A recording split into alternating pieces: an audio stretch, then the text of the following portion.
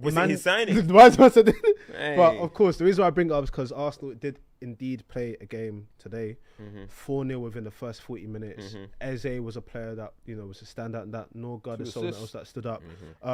Jesus has now got 12 goals in cup competitions this season. This season, yeah, he's the most. Jesus or Martinelli? Sorry, Martinelli. Martinelli, yeah. Martinelli, sorry, wrong Brazilian, mate. Yeah, exactly. Martinelli has got 12 goals in cup competitions. That's crazy. He's the first player to get double digits in cup competitions since Ian Wright in 1995. That's what Opta said. Yeah, that's mad. Wow. Yeah, that's crazy, isn't it? To be fair, he's been shelling it this year. Yeah, he's got one Premier Champions League, FA Cup, Carabao, every other cup. He's just utility man. Huh? Before we get into Eze, I want to speak on that because back in the day when you had like a dense squad, I feel like nowadays we've flipped squad utilization being like everyone has to be firing on all cylinders. But back in the day, you had like your cup specialists. Like when it was a cup game, you're doing this. Yeah. You kill here. You kill for the league. Like I feel like we've been so spoiled. But big up to him. But Eze's performance, people are saying that Eze might be back. Of course he's got Spurs coming up. He likes the Spurs game. Like what are your thoughts on? To be fair, for those that haven't seen that clip, could you enlighten us on your thoughts on that? It's just mainly about what he's doing at Arsenal at the moment. Like, is it really what we expected of a signing? And as I said, like we all like Eze, maybe not you so much, but we all like Eze, and Eze's never in controversy. He's never in, you know what I mean? So we all like him as a player, and I think that was kind of leading to everybody like kind of not wanting to address, you know what I mean? Like when you think about the early noise around Cunha before he started scoring a few goals, it was like, wow, flop already, you know what I mean? You look at Xavi Simons, Florian Wirtz, all these type of names who have come into Ryan Cherky had one bad game when he started, and it was against, was it you guys Spurs? And it was, yeah, I mean, so like you look at these names, and these are guys that are just coming into the Premier League, except some Cunha, of course.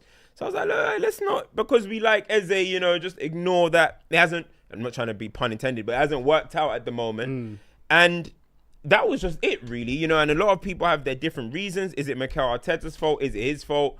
Is his work rate enough? Is he a bit too nonchalant? Is he even a 10? People are saying in this system. A lot of it for me also comes down to, one, it's increased pressure. Yeah, that always happens. And two, you go from a different style of play to a new style of play. It's about how do you adapt to it. But in a title race where now we're looking like Man City are going to try and breathe down their neck. Yo, we don't have time for adapt. We've spent money on you. You're meant to be Premier League proven. So that's all I said. He needs to come in now and really start doing things. And look, yes, it's Wigan. Peterborough, I think, scored 6 goals against Wigan last week. So we can't really go too crazy about it. However, that's what you want to see, huh? You want to see him playing forward passes, dropped a little bit deeper, runners in behind. Now, is that always a constant with Arsenal? Maybe not. Our team's going to play, because Wigan, funny enough, played kind of high line. Bro, it was weird. It was so weird. Wigan's like, game plan was so weird. You're not going to get many games like that. So I don't think there's too much to take from it. But one thing I did take from it is that even when they scored from his assists, Eze, he didn't really look too happy. In the celebrations, he didn't look too happy. But I mean, look, as I said, we all want him to do well. I hope he does well, to be honest. It's not even an agenda or anything like that. But we expect a lot more from him, for his price tag, from what we've seen from him in the Premier League and in English football. So I don't think it's harsh what I said at all. No, I don't think it's harsh as well. I think what's been super interesting for me, I think it's Clive, the black Arsenal fan. The black Arsenal. No, because I want to make sure that I'm not thinking like Clive Tilsdale or something. Gotta make sure that people know that we're talking about. He was saying that when you think of Manchester City signings, you typically get this thing where people say that they need to download all the data because they've been playing a certain way, and then Pep's very different. And that for Eze, when he was at Crystal Palace, he was obviously allowed to sort of do what he does best. And there's phases of the game where he didn't have to get involved in. Whereas if you look at Eze this season, the Villa game was a turning point because it felt like he didn't do something right, got subbed off, hooked.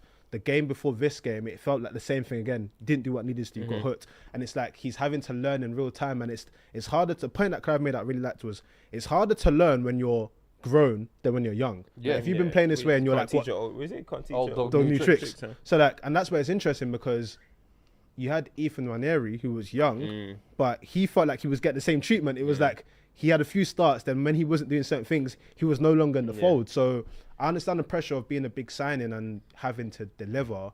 But then I feel like there's like a tug and pull between having to deliver, but understanding what you need to be in a new environment. And it's like, which one gives way first? Do you allow him to be what he's best at and hopefully help you? Or does it have to be the way you're doing it? But that's where, again, I think the lens comes to Arteta again and how he uses him and kind of, pass that. And how he uses him in terms of, I don't know, where he plays him and the amount of minutes he's getting. Because I feel like Arteta should help him download the data, if that makes sense. Should be putting him in the best position or platforming him to succeed. But I feel like many times this season, that hasn't been the case. And after that Villa game, as you said, it was almost like he was punished. Sent to Azkaban, isn't it? Like, you let Matty Cash score, that is not what I asked you to do. But for me, the way to teach a player is not to drop him for 7 games and not give him a single minute. Is you actually have to coach him, give him the minutes, give him the opportunities to actually impress himself. For me, that's why I asked that question like 2 or 3 weeks ago, where I was saying, is it really on Arteta to kind of, did he really even want him in the first place? Because the way he's treating him, it's like, I've tried doing what the club wanted to do, but for me, he still has an opportunity in the second half of the season. Now it's crunch time. Yeah. Now we're entering crunch time. Champions League's about to kick back off. You got the Carabao final. Injured again. Yeah, Havertz is injured again. You got the Carabao final coming up. You got the Premier League key run coming up now. 4-point gap. Got a cup final coming up. You have a real opportunity for the next 3 months to leave your fingerprints on this title if Arsenal do go on. If you're just going to be a passenger, that's fine, but at least play your part, contribute. Whether it's in cup ties against, League One opposition with Wigan or whatever, play your part. Martinelli's doing it. You do your bit. No, it's true. It's true. I found this whole FA Cup run super interesting because you now have this situation where, because of the results that happened, it's 4 points. Which at one point it was 10 points. It's 4 points. Both of these teams have to play each other in the cup final. I don't think it was ever 10 points. Was it? It was.